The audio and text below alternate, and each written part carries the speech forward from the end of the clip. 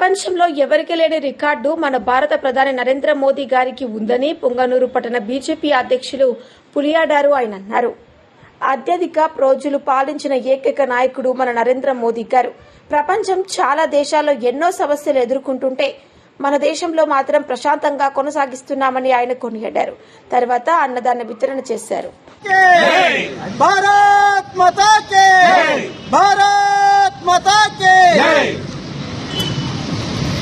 సమస్త భారతీయులు కలలు కంటున్నటువంటి దేశం ఏదంటే ఈ దేశము పూర్వము సమస్త ప్రపంచానికి జగద్గురువుగా వెలిసిల్లినటువంటి దేశం ఇది.